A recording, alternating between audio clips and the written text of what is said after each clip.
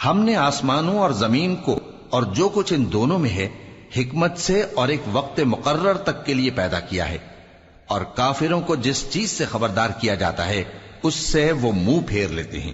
کہو کہ بھلا تم نے ان چیزوں کو دیکھا ہے جن کو تم اللہ کے سوا پکارتے ہو؟ ذرا مجھے بھی تو دکھاؤ کہ انہوں نے زمین میں سے کون سی چیز پیدا کی ہے یا آسمانوں میں ان کی کوئی شرکت ہے۔ اگر سچے ہو تو اس سے پہلے کی کوئی کتاب میرے پاس لاؤ، یا تمہارے پاس علم انبیاء میں سے کچھ ہو تو اسے پیش کرو۔ اور اس شخص سے بڑھ کر کون گمراہ ہو سکتا ہے جو ایسے کو پکارے جو قیامت تک اسے جواب نہ دے سکے اور ان کو ان کے پکارنے ہی کی خبر نہ ہو۔ اور جب لوگ جمع کیے جائیں گے تو وہ ان کے دشمن ہو جائیں گے اور ان کی پرستش سے انکار کر دیں گے۔ اور جب ان کے سامنے ہماری صاف صاف آیتیں پڑھی جاتی ہیں تو کافر حق کے بارے میں جبکہ وہ ان کے پاس آ چکا کہتے ہیں کہ یہ تو کھلا جادو ہے۔ کیا یہ لوگ کہتے ہیں کہ اس پیغمبر نے اس کو از خود گھڑ لیا ہے؟ کہہ دو کہ اگر میں نے اس کو اپنی طرف سے بنایا ہو تو تم اللہ کے سامنے میرے بچاؤ کے لیے کچھ اختیار نہیں رکھتے۔ وہ اس گفتگو کو خوب جانتا ہے جو تم اس کے بارے میں کرتے ہو، وہی میرے اور تمہارے درمیان گواہ کافی ہے، اور وہی تو ہے بڑا بخشنے والا مہربان۔ کہہ دو کہ میں کوئی انوکھا پیغمبر نہیں ہوں، اور میں نہیں جانتا کہ میرے ساتھ کیا سلوک کیا جائے گا اور تمہارے ساتھ کیا کیا جائے گا۔ میں تو اسی کی پیروی کرتا ہوں جو مجھ پر وحی آتی ہے، اور میرا کام تو علانیہ خبردار کرنا ہے۔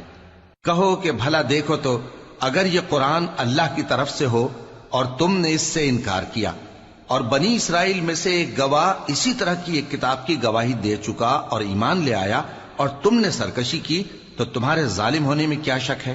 بے شک اللہ ظالم لوگوں کو ہدایت نہیں دیتا۔ اور کافر مومنوں کے متعلق کہتے ہیں کہ اگر یہ دین کچھ بہتر ہوتا تو یہ لوگ اس کی طرف ہم سے پہلے نہ دوڑ پڑتے، اور جب وہ اس سے ہدایت یاب نہ ہوئے تو کہیں گے کہ یہ تو پرانا جھوٹ ہے۔ اور اس سے پہلے موسیٰ کی کتاب تھی، لوگوں کے لیے رہنما اور رحمت، اور یہ کتاب عربی زبان میں ہے اس کی تصدیق کرنے والی، تاکہ ظالموں کو خبردار کرے اور نیکوکاروں کو خوشخبری سنائے۔ جن لوگوں نے کہا کہ ہمارا پروردگار اللہ ہے، پھر وہ اس پر قائم رہے تو ان کو نہ کچھ خوف ہوگا اور نہ وہ غمناک ہوں گے۔ یہی اہل جنت ہیں کہ ہمیشہ اس میں رہیں گے، یہ اس کا بدلہ ہے جو وہ کیا کرتے تھے۔ اور ہم نے انسان کو اس کے والدین کے ساتھ بھلائی کرنے کا حکم دیا۔ اس کی ماں نے اس کو تکلیف سے پیٹ میں رکھا اور تکلیف ہی سے جنا، اور اس کا پیٹ میں رہنا اور دودھ چھڑانا 2.5 برس میں ہوتا ہے، یہاں تک کہ جب وہ پختہ عمر کو پہنچ جاتا ہے اور 40 برس کا ہو جاتا ہے تو کہتا ہے کہ اے میرے پروردگار، مجھے توفیق دے کہ تو نے جو احسان مجھ پر اور میرے ماں باپ پر کیے ہیں ان کا شکر گزار بنوں، اور یہ کہ نیک عمل کروں جن کو تو پسند کرے، اور میرے لیے میری اولاد کو نیک بنا دے۔ میں تیری طرف رجوع کرتا ہوں اور میں فرما برداروں میں ہوں۔